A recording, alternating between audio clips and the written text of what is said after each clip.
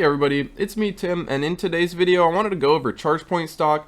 We're also going to look at Bitcoin towards the end here. I just wanted to go over kind of how yesterday went, the interesting day we had, some bad news for EV stocks, and we're also going to look over some things moving forwards for Chargepoint. And then like I said, towards the end we're going to look at a couple things Bitcoin wise and just what's been going on with Bitcoin compared to the market. We've got a bit of a divergence, but let's get into this. If you like these videos, consider hitting the like, subscribe, ring the notification bell, check out the links down below for some free stocks and cryptos, and let's take a look at Chargepoint. And first off, I just wanted to show you the overall market here. This is TradingView's heat map. You'll see across the board, we're seeing a pretty nice green day. So I hope you had the time of your life, you American idiot. Hope you get the reference. But looking across the board, you'll see that large cap tech is definitely having a nice day today here. And in general, we are green, and small caps are absolutely rocketing up today, at least as of this upload. Now I did want to go over some headwinds yesterday that Chargepoint faced. Chargepoint was down around 10%, definitely a rough day. A lot of other small caps were down as well. We had Astra down 8%,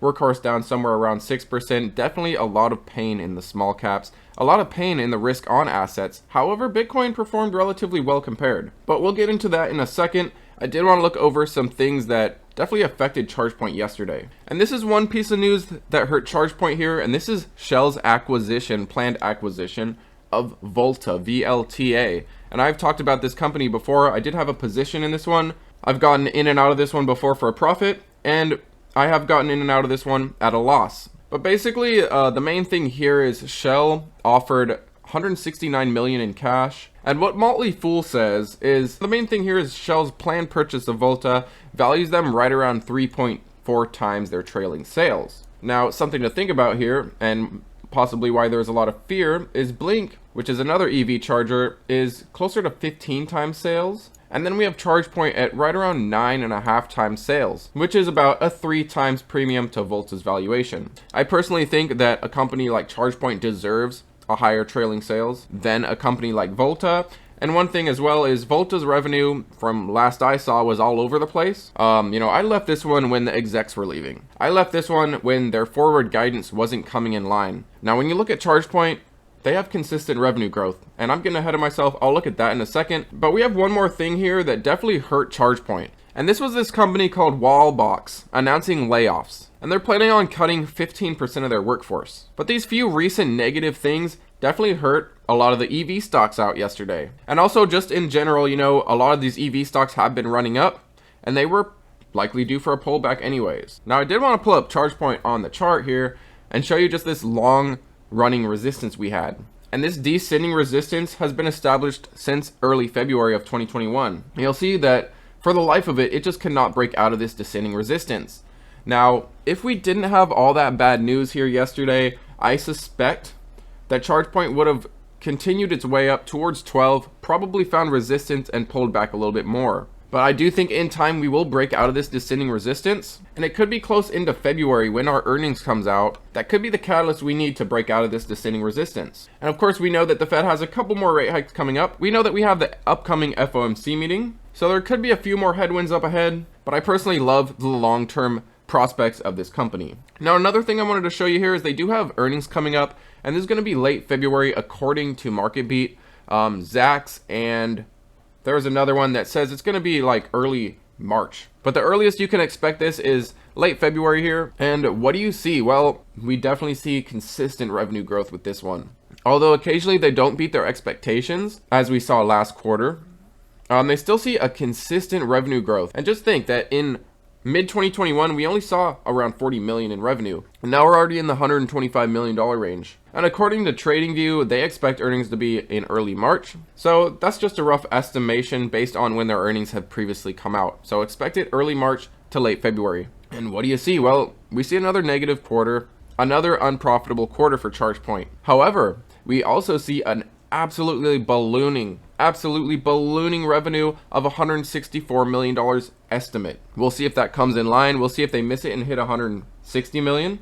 But, compared to the last quarter, that's right around $35 million in revenue growth, only quarter over quarter. And just think, that was their revenue, that this growth in revenue that they're going to see quarter over quarter was what their revenue was reported in the middle of 2021. So I think that's insane to think that just about a year and a half ago, this company was getting around 40 million in revenue, and now their growth in revenue is nearly 40 million. But let me know what you guys think about Chargepoint, and how are you feeling about this one in 2023. I personally believe this is a fantastic picks and shovel play for the EV stocks. Now I also wanted to pull up some Bitcoin stuff, and as I said yesterday, as of this upload, the day we had with small caps was definitely rough.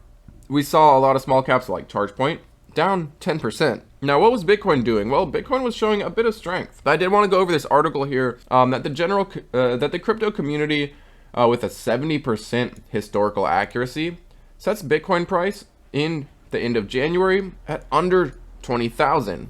So they expect a decline by the end of this month. And I'll leave this article down below for you guys, of course. But another thing that's funny on this same article is this machine learning algorithm earlier projected that Bitcoin would trade right around 21,400 by February.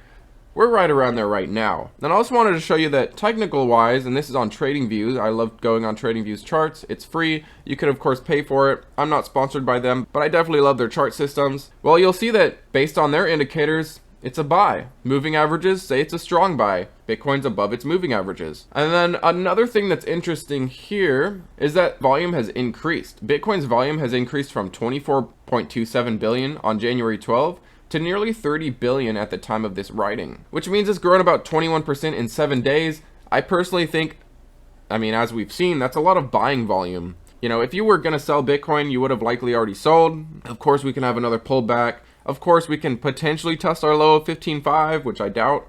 But it's interesting that I think if we see continued volume increase, we are going to see continued buying.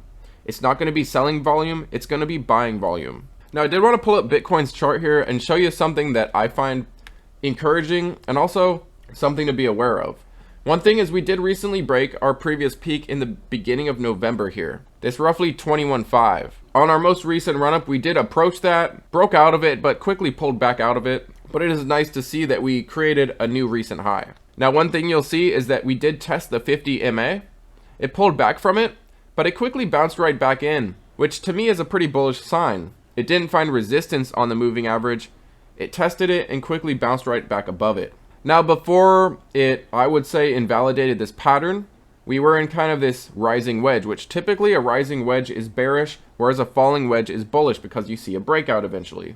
And with the rising wedge, you see a drop down. Well, we did have our drop down, but it quickly recovered, and it does seem like it's trying to bounce right back to this pattern. I'd say this pattern's invalidated now, though. And now we have what I would call a broadening pattern. We're going to create a slightly higher high, but then pull back, potentially a higher low, and continue kind of on this broadening formation. We'll see if it turns out right, but I'm definitely very optimistic in Bitcoin here. And as we know, just based on the halving cycles, this could very possibly be the beginning of an explosive run over the next 2 years.